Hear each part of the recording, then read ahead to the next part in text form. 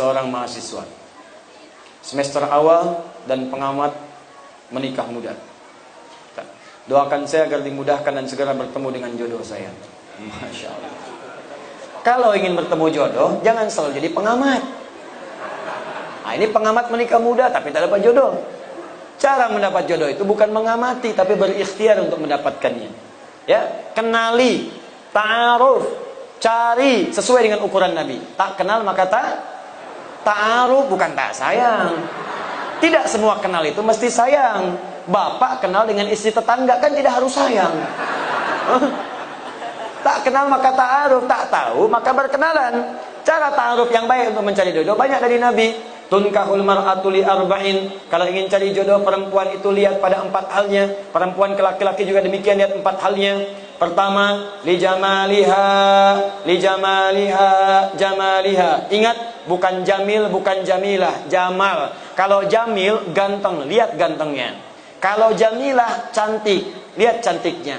Jamil ganteng, Saiful ganteng, Saiful jamil. Jamilah cantik, Mulan cantik, Mulan jamilah. Tapi kalau jamalah itu adalah penampakan keindahan yang terpampang pada warasnya, pada parasnya. Di bagaimana kalau ditatap jadi senang? Kata orang cantik itu relatif, jelek itu mutlak. Tapi ada orang yang wajah biasa, tapi kalau ditatap indah, enak, suaranya merdu. Memang parasnya 100%, tapi cerewetnya 1000%. Nah enak juga. Coba Sayyidah Khadijah, istri Nabi, dengan Sayyidah Zainab binti Jahsy, cantik mana di antara itu? Bagus. Kalau tahu saya akan tanya, sudah pernah lihat? Kata orang, cantik paras itu Sayyidah Zainab. Mata kalau melihat tak berkedip, wajah tak berpaling. Tapi yang disebut dalam mimpi Nabi Sayyidah Khadijah. Lihat Al-Bukhari, kitab Badul Wahyi, nomor hadis yang ke-4 sampai 5, dari kanan sebelah bawah sampai kiri atas. Nabi pernah turun dari gua Hira, belum ada wahyu setelah periode Iqra. Di tengah jalan siang-siang tiba-tiba ada suara, Muhammad, Muhammad, Muhammad. Tengok kanan kiri kosong, depan belakang tak ada orang. Tengok atas ada sosok seperti duduk bainas sama'i wal ardi memanggil Muhammad, Muhammad. Bapaklah keluar dari dangung-dangung ini. Siang-siang kosong tak ada orang. Begitu keluar, tak ada orang, kanan kiri kosong, depan belakang kosong. Tiba-tiba ada panggilan. Nengok atas jubah putih rambut gondrong. Jubah putih rambut gondrong sambil begini, Pak. Kira-kira apa yang dilakukan? Kata Nabi, faru'ibtu minhu, saya pergi meninggalkan tempat itu dengan cepat dengan keadaan takut. Tapi yang dahsyat, datang pulang sampai rumah bertemu dengan Sayyidah Khadijah. Begitu dibuka melihat wajah Sayyidah Khadijah, hilang setengah ketakutannya.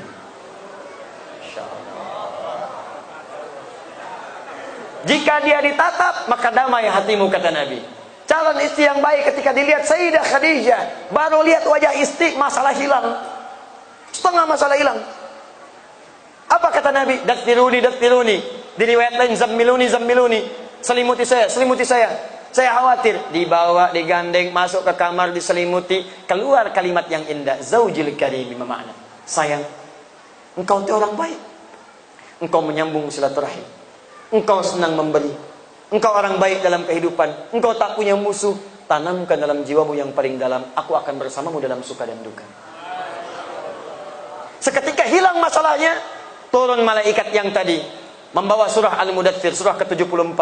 Ya ayyuhal mudaththir, qum fa'anzir. Itu asbabun nuzulnya tadi. Jadi sekarang bagaimana caranya? Masya Allah, Bu, pulang ke rumah, pastikan suami lihat ibu, hilang masalah. Pulang dari kantor, pulang dari pasar, ada masalah di pasar, nyampe rumah, Assalamualaikum, Waalaikumsalam, dengan suara istri, Alhamdulillah tenang. Begitu dibuka, tambah masalah. Nah, ini pertama lah. Ya.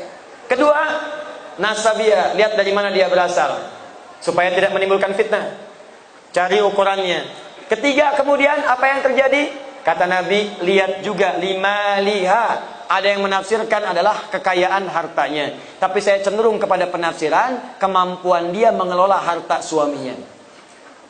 Awas, kadang banyak yang salah tafsir. Oh, kalau yang kaya saya cari aja janda kaya, saya nikahin kaya saya. Tidak.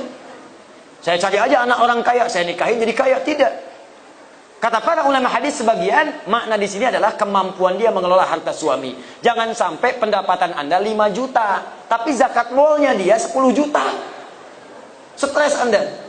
Untuk salonnya saja sudah 7 juta, capek. Yang terakhir, yang keempat, lidiniha, ketaatannya kepada Allah. Ya, fadfar bidzatid dini taribat yadak. Kalau ada yang keempat ini yang paling dahsyat. Karena itu Bu, Pak, maaf ya.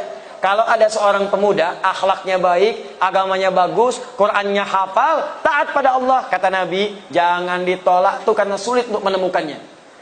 Jangan dihilangkan peluangnya, cepat. Sekarang sedang marak di Indonesia, Jakarta, Bekasi sekitarannya, mahar untuk menikah, sekarang rata-rata hafal berapa juz.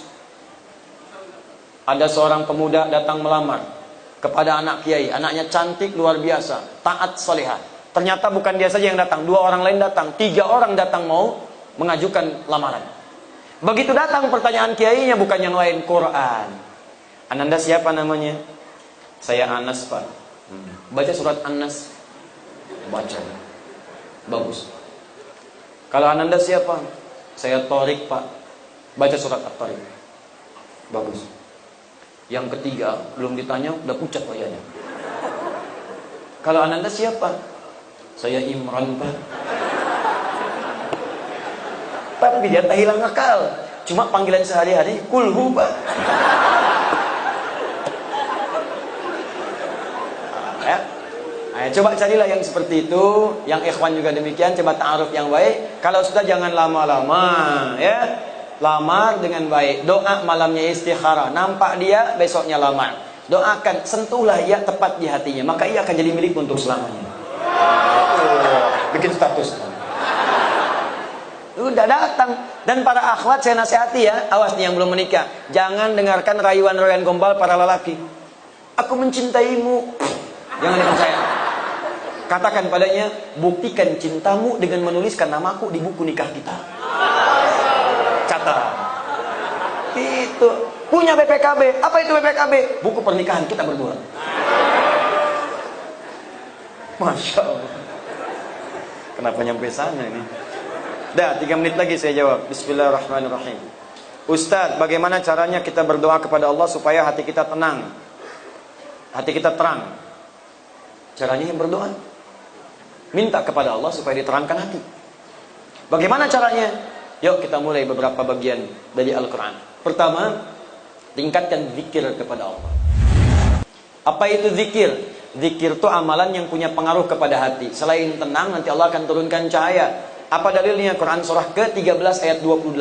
Ala bi dzikrillahi tatmainnul qulub. Apa amalannya? Pertama, salat. Karena itu salat disebut dengan zikir. Apa dalilnya? Quran surah ke-20 ayat ke-14. Innani anallahu la ilaha illa ana fa'budni wa aqimis salata lidzikri. Tunaikan salat sebagai zikir kepadaku.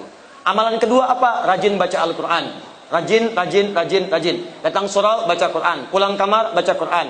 Walaupun tak harus panjang-panjang, konsisten bacakan. Maka Allah akan berikan hidayah dan kemuliaan. Apa dalilnya? Quran surah 15 ayat 9. Inna nahnu nazzalna dzikra wa inna lahu lahafidhun. Kami yang telah turunkan Al-Quran sebagai zikir. Jadi baca Quran itu zikir. Amalan ketiga, mulai menghafal walaupun ayat-ayat pendek. Menghafal Quran itu bagian dari zikir. Apa dalilnya? Quran surah ke-54, ayat ke-17, ayat ke-22, ayat 32, ayat ke-40. Walaqad yassarnal Qur'ana lidzikri fahal min muddakir. Kami telah mudahkan Al-Quran yang bisa digunakan sebagai zikir untuk dihafalkan. Baca, maka akan terbuka segala kemuliaan. Ada lagi yang zikrullah, sebut nama Allah. Ya Abud, Ya Allah, Ya Rahman, Ya Rahim, Al-Asmaul Husna. Apa dalilnya? Quran surah kedua Al-Baqarah ayat 152. Fadhkuruni adzkurkum. Zikir kepadaku, aku akan menyebut namamu. Bagaimana cara berzikirnya? Quran surah ke-17 ayat 110. Qulillah, sebut nama Allah. Ya Allah, Ya Allah, Ya Allah. Awir Rahman atau Ar-Rahman, Ar-Rahman, Ar-Rahman. Ayyamma tad'u falahul asmaul husna. Atau sebutkan nama-nama Allah dari al-asmaul husna.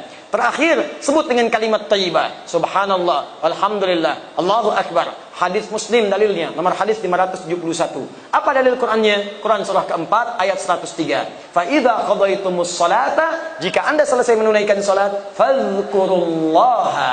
Cepat berzikir kepada Allah. Ada lagi zikir spesial. Kalau ini bisa dilakukan, maka Allah akan menjaga Anda dari perbuatan maksiat dan dibukakan segala hal-hal yang buruk dalam kehidupan untuk dijauhi. Apa zikirnya? Istighfar sebelum subuh. Sebelum tiba subuh. Tahajud, tunggu subuh, istighfar. Astagfirullah. Astagfirullah. Astagfirullah. Astaghfirullahalazim alladzi la ilaha illa huwal hayyul qayyum wa natubu ilaih. Apa dalilnya? Quran surah 51 ayat 18 paling kanan pertengahan. Wa bil ashari hum yastaghfirun. Wallahu taala alam bissawab.